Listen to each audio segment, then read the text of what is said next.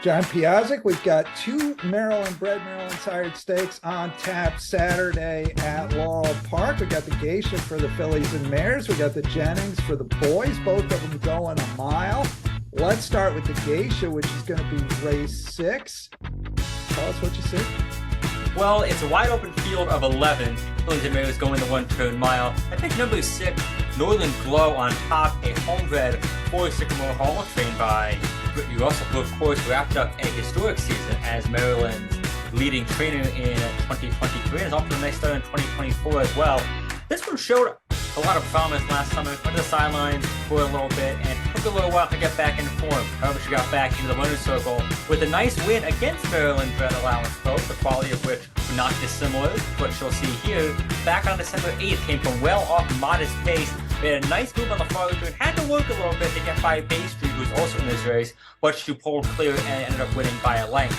We ran a career best figure on the Brisnet scale last out. Yes, she was second behind Gold Digging Broad, but that was over what I thought was a pretty rail and speed biased track. It was very hard to close that day.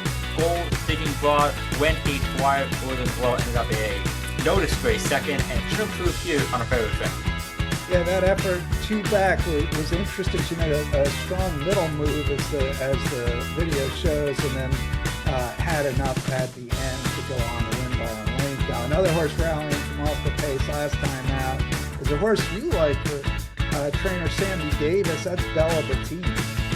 Sammy Davis, of course, best known perhaps for 2-time Maryland Million Post winner Wicked Prankster. Now he has Bella Bettina, bred by young Marconi. Of course, Boyce gets back on this one. I know it's kind of a cliche to say a deep closer will like the long stretch of the 1-turn mile. This one has run her best races going 7 furlongs, so I think she will handle 1 mile quite easily. Has 2 wins going 7 furlongs in her last 5 starts. Beat Maryland-bred allowance foes on opening day of a fall meet. Came from 12 lengths out of it to get up, including beating, among others, Northern Glow, who we talked about just a while ago. We had a nice race last time out against open first-level foes back on December 16th. Was forced to stay pretty close to the pace that day. The early fractions were very slow. Had a bit of a hard time finding a place to go, but when she did, she got through under Jevion Toledo and won in a blanket finish over Western Lane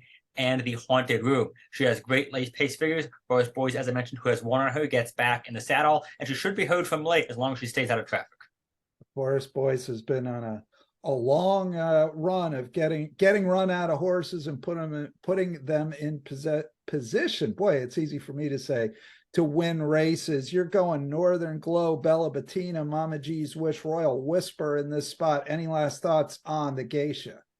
Wide open field, a great betting race to kick off the Maryland-bred, Maryland-sired stakes schedule. I think as long as Northern Glow stays close to the pace and stays out of trouble, she should be tough to catch in the stretch. All right, let's turn our attention now. The Jennings Stakes for Maryland-bred, Maryland-sired boys going a flat mile. And holy smokes, this field's not supposed to be as good as this field is. This is a really nice group of horses, John.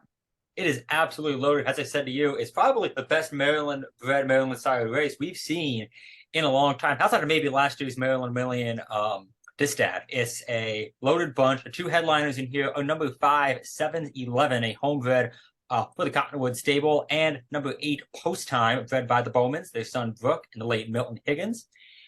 Post Time is probably going to get most of the attention. I mean, he has a very high profile off his 2-year-old season.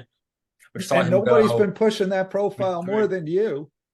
No, not at all. I mean, of course, it is my job in a way to promote him, but I was very high on him. I already was looking at planes to Cincinnati, Louisville the first week of May. Of course, he went to the sidelines, came back in late September. As a 3-year-old, he won two of 3 starts. Ran, I thought, pretty well in the Perryville. 2 starts back at Keeneland, his first start outside of Maryland, his first try against Open Stakes Company, lost to Ray's Kane and Dr. Bankman. Certainly no disgrace. However, his last start in the city of Laurel kind of left me cold. You know, he got his usual trip kind of near the pace. He made his move, but he didn't quite have the same late punch he normally does. Yes, 90% Maddie, who was on his inside, drifted out, may have impeded him by a little bit. But the post time we had seen in prior starts would have just gone by 90% Maddie so quickly it wouldn't have mattered. So he won by a head. His figure wasn't that great. Came back to the work tab on January 4th after missing almost a month. Has 2 solid drills since then. I mean, he could absolutely win this race. I think cannot be discounted whatsoever, but he'll almost certainly get overbet. And I think 7's11 is very promising by a late bandbox. He's won 4 out of 5 starts. Really made waves when he won a Maryland Million sprint back in mid-October. He won that day by 5 lengths, earned a huge figure over a fast track that had some moisture in it. Then won the Bender 2 starts back against older horses, some of whom he'll see here, including Double Crown, the almost millionaire who won the Manfuso Nest timeout. 7's11 won that day over a track that I thought was pretty rail and speed favoring. So his Nest start against second level allowance foes was a bit of a prove-it race. It was over a fair track. He had not done well going a mile in his 2 previous races, so he had a lot of questions to answer, and he answered them with authority. He came up the inside after rating off the pace, didn't change leads that day, and still won by almost 5 lengths. On the Brisnet scale, his figure wasn't as high as in the Bender, but it was over a much fairer track. So given the circumstances, I thought he ran very well. He should get the jump start on post time, should get a nice trip on or near the pace. Not sure if Angel Cruz is getting him over to the inside from post 5. He's broken from post 1 and 2 in his last few starts. But as long as he stays out of trouble, he should strike the front at the top of the stretch, draw away, and might be a little too tough for post time to catch.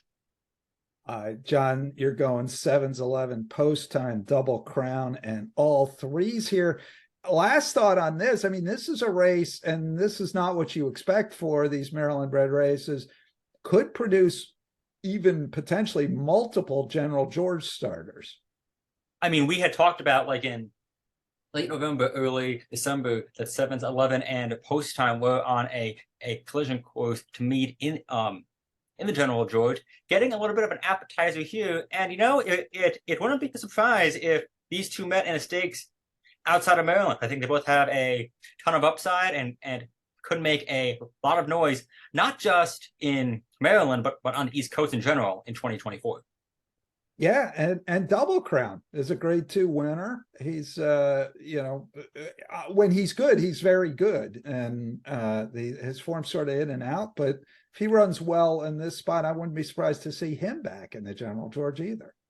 Not at all. I mean, as I alluded to, the phrase hard knocking can be kind of overused. However, it fits Double Crown to a T. He's made 32 starts in the last 2 years. He's won 5 of them, as you mentioned.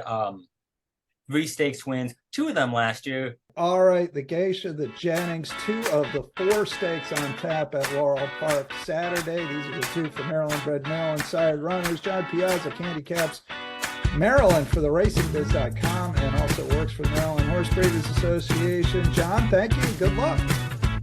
Thank you, Frank.